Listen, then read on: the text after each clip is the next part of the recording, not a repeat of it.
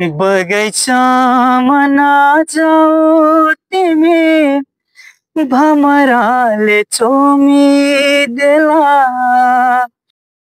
नमस्ते यहाँहरु सम्पूर्णमा देवेन्द्रको तर्फबाट।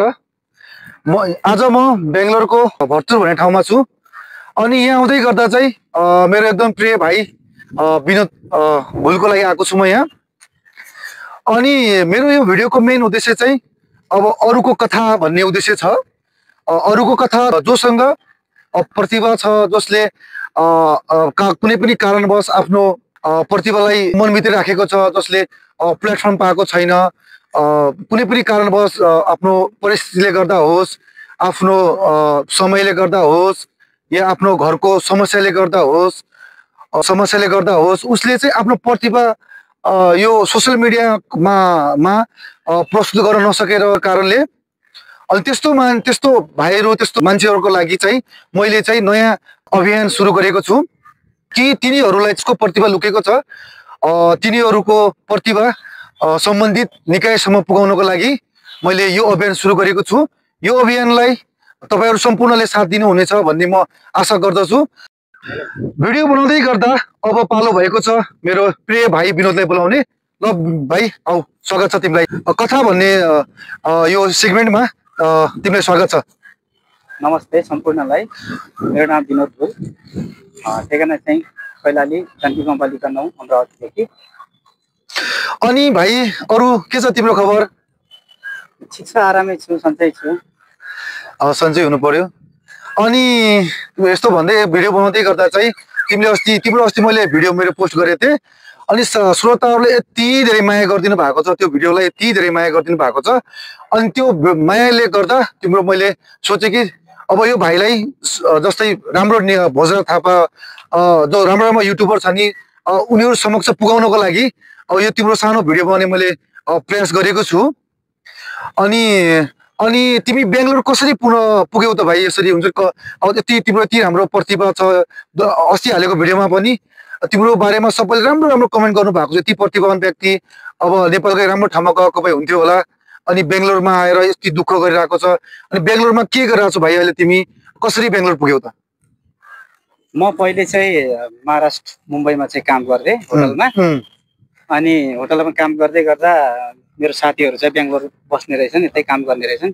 उनीहरूले कल गरेर ल यता आउनु पर्यो, अलि त्यो भन्दा चाहिँ अलिक बढी कमाइ हुन्छ, यता आउनु पर्यो भन्ने कुरा चाहिँ उनीहरूले राख्दाखेरि चाहिँ म त्यहाँदेखि चाहिँ बेंगलोर आएँ। बेंगलोर आउने बित्तिकै एउटा चाहिँ अनलाइनको काम थियो, हजुर, त्यो जोमेटो भन्ने।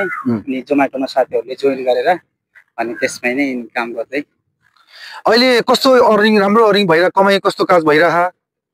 अलिअलि ठिकै छ, चाहिँ खर्च अलिअलि कमै खर्च हुने बाटो पुगेको छ, राम्रै छ। अनि अबको प्लान के छ त भाइ? अब आगामी दिनहरूमा चाहिँ अब तिमीले के गर्ने सोचेछौ? अब गीत सङ्गीतको क्षेत्रमै अगाडि बढ्ने सोचेछौ कि अब किन तिमी बेंगलोर आयो त? हुन्छ नि त यति प्रतिभावान व्यक्ति, यस्तो राम्रो स्वर भएको धनीको मान्छे है, तिमी बेंगलोर किन आयो? अनि अबको दिनमा तिमी के गर्ने त? अब तिमी यस्तो राम्रो हिजो भर्खर हालेको भिडियो थियो मैले, त्यसमा यस्तो राम्रो प्रतिक्रिया आएको छ। अब तिमीले के गर्न सक्छौ त? अब आफ्नो तर्फबाट अब कसरी हुन्छ के? मेरो सोच त पहिलेदेखि नै, ड्रिम नै मेरो गायक भन्ने इच्छा हो। अब मैले त्यस्तो प्लेटफर्म पाउन सकिनँ। अब गाउनु गाएर चाहिँ भिडियोहरू अब यत्रो पुग्छ, यहाँसम्म होला, यो होला भन्ने चाहिँ सोचहरू पनि राखेको थिएन। तपाईँले अस्ति त्यो भिडियोहरू राखेर चाहिँ जुन देखेँ मैले, त्यसमा कमेन्टहरू, जो भ्युजहरू आएको देख्दा चाहिँ उत्सुकता जाग्यो कि बनाउनुपर्छ, गर्नुपर्छ, गऱ्यो भने हुने रहेछ, अनि गरिएन भने त्यस्तै हुने रहेछ भन्ने भएर चाहिँ अब चाहिँ के गर्नुपर्छ भन्ने जस्तो चाहिँ उत्सुकता जागेको छ। ल भाइ, तिमीलाई आगामी दिनको एकदमै धेरै शुभकामना दिँदै अब अरू के छ भाइ तिम्रो भन खबर? ठिक छ दाइ, ठिक छ, आरामै छु। ठिक छ। अब हामी आइसक्यो भने तिम्रो बुकबाट एकदम राम्रो स्वर छ, यति राम्रो स्वरका धनी छौ तिमी हैन? अनि एउटा राम्रो ठाउँमा कतै बसेर एउटा तिम्रो स्वर सुन्न पाए हुन्थ्यो कि भाइ? ठिक छ, हुन्छ। ल जाऊ, त्यहाँनिर बसेर बगैँचामा नजाऊ तिमी, भमराले चोमिदेला। बगैँचामा नजाऊ तिमी, भमराले चोमिदेला। फुल सोचेर तिमीलाई फुल सोचेर मनको चाह नलुकाऊ तिमी मनको चाह नलुकाऊ तिमी भमरालाई दोष दिएर कठै भमरालाई दोष दिएर। अब विनोद भाइको मुखबाट एउटा राम्रो गाना सुन्ने भनेको ल भाइ अब तिम्रो मधुर बाणीबाट चाहिँ हाम्रो सम्पूर्ण साथीहरूलाई चाहिँ एउटा राम्रो गाना तिमीलाई जुन गाना राम्रो लाग्छ त्यो गाना सुनाइदिउँ नि त। हिमचुलीमा घम लाग्यो घमाइलो हिमचुलीमा घम लाग्यो घमाइलो आफ्नो गाउँ आफ्नो ठाउँ लाग्छ नि रमाइलो माया फेवा तालैमा गाउँघरकी कान्छीलाई पार्यो जालैमा माया फेवा तालैमा गाउँघरकी कान्छीलाई पार्यो जालैमा। वाह वाह वाह वाह। अनि भाइ हामी जो नि अब यसो हिँड्दै डुल्दै अब हुन्छ नि त एउटा एकै ठाउँ बस्यो भने राम्रो हुँदैन होइन अलिकति माहौल पनि फ्रेस चाहिन्छ अलि उता जाउँला होइन ल हिँड्दै गर्दा एउटा राम्रो स्वर तिम्रो स्वर भयो होला अर्को गाना जाउँ ए लस धेरै माया दिँदो रहेछन् धेरै माया दिँदो रहेछन् मुटु जोडेर जानेहरू यादमा डुबी बस्दो रहेछन्।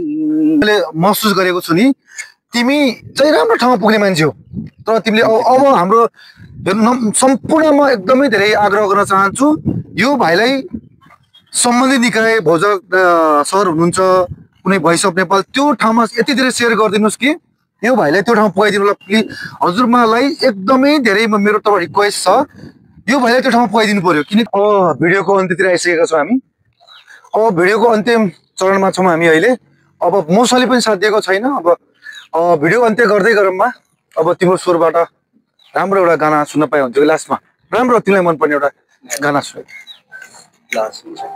सत्यराज आचार्य सरको चाहिँ करिब 8-9 वर्ष अगाडिको चाहिँ सर तपाईँहरूमा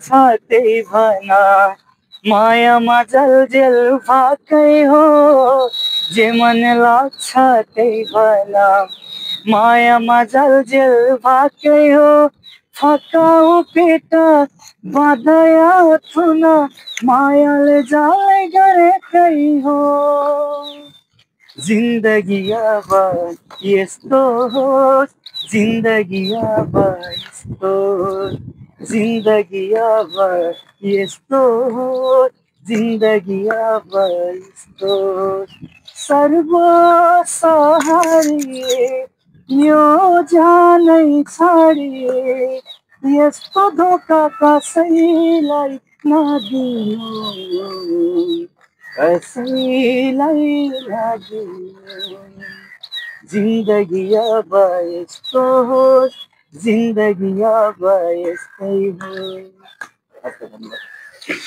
अब यो भिडियोको अन्तिम चरणमा आइसकेको छ हामी अनि अब के भन्न चाहनुहुन्छ तिमी श्रोताहरूलाई केही आफ्नो मनको कुरा केही भन्न सक्छौ केही पनि। सर्वप्रथम सुरुमा त म दाइलाई एकदमै मनदेखि नै धन्यवाद दिन चाहन्छु। मलाई धन्यवाद दिनु पर्दैन भाइ श्रोताहरूलाई सबभन्दा जुन तिम्रो भिडियो हिजोको जुन भिडियोलाई यति धेरै माया गरिदिनु भएको छ अनि त्यो भिडियोको लागि चाहिँ धन्यवाद होइन उहाँहरूलाई पनि सुन्दैछ तर मेन विशेष भनेको चाहिँ उहाँको कारणले म अहिले यहाँ पुग्न सकेको हुँ यो तपाईँहरूमा चाहिँ यो अहिले भिडियो बनाउन सकेको चाहिँ उहाँको कारणले हो। हिजोको दिनमा चाहिँ उहाँले भिडियो नहालिदिएको भए अनि मेरो यस्तो भ्युजहरू पनि आउँदैन थियो होला यसो चिन्थेन पनि होला उहाँको कारणले चाहिँ म अहिले यहाँसम्म पुगेँ। अब यो भिडियोहरू चाहिँ हामीले ठाउँ ठाउँमा गएर चाहिँ क्लिपहरू गरेका छौँ। अब यो भिडियो भोलि चाहिँ दाइले फेरि हाल्नु हुने होला सबैले माया ममता गरेर चाहिँ अझै यसलाई चाहिँ अझै योभन्दा नि बढी अझै भ्युज आउने होस् त्यति नै हो। आजको भिडियोको हामी अन्तिम चरणमा आइसकेका छौँ। म र मेरो भाइहरूलाई एकदमै धेरै धन्यवाद दिन चाहन्छु, किनकि उसको मात्र भिडियो नभएर उहाँ दुई भाइहरूले पनि एकदमै सपोर्ट गर्नु भएको छ यो भिडियो बनाउनको लागि। म दुईटा भाइहरूलाई पनि एकदमै धन्यवाद दिन चाहन्छु। ल यसको साथसाथै मेरो क्यामेराम्यान भाइलाई पनि धन्यवाद दिन चाहन्छु।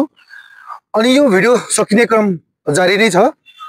अनि सकिँदै गर्दा चाहिँ अब सम्पूर्ण हिजो जुन भिडियो हामीले पोस्ट गरेको थियो भाइको, त्यो भिडियो जसरी माया गर्नु भएको थियो, अब आउने भिडियो छ त्यसलाई पनि माया गरिदिनु हुन हजुरलाई एकदमै धेरै आग्रह गर्न चाहन्छु म। अनि भाइ के छ अन्तिममा भन्नुपर्ने तिम्रो तर्फबाट? ठिक छ, धन्यवाद भाइ। ल अब जुन हामीले चाहिँ आज एउटा सानो एउटा भाइले चाहिँ हाम्रो पत्रकारिता गरेर एउटा चाहिँ भिडियो बनाइदिनु भयो साथीको, खुसी लाग्यो। धेरै धेरै धेरै धन्यवाद छ दाइलाई। अनि ल अब ठिकै छ, अब एउटा चाहिँ हाम्रो हिजो पनि एउटा सामान्य एउटा भिडियो आउँदाखेरि चाहिँ केही मात्रामा चाहिँ भ्युज गएको हुनाले अलिकति सबैले देखेको हुनाले खुसी लाग्यो। र अब त्यसै गरेर एउटा भिडियो आइसकेपछि सबैले साथ सपोर्ट गरेर जसरी पनि साथीलाई चाहिँ भाइरल गराइदिनु होला है, उसको चाहिँ एउटा यो प्रतिभालाई चाहिँ सबै सामु पुगाएर चाहिँ राम्रो गरिदिनु होला भन्दै, मनोबल बढाउनु होला भन्दै अब ठिकै छ। यहाँसम्म दाइले पनि गर्नुभयो, धेरै धेरै धन्यवाद। र ल ठिकै छ, यति नै कुराहरू। अब तिम्रो के भन्छु लास्टमा? ठिक छ ल के भने ल सम्पूर्णमा धन्यवाद छ। ल धन्यवाद।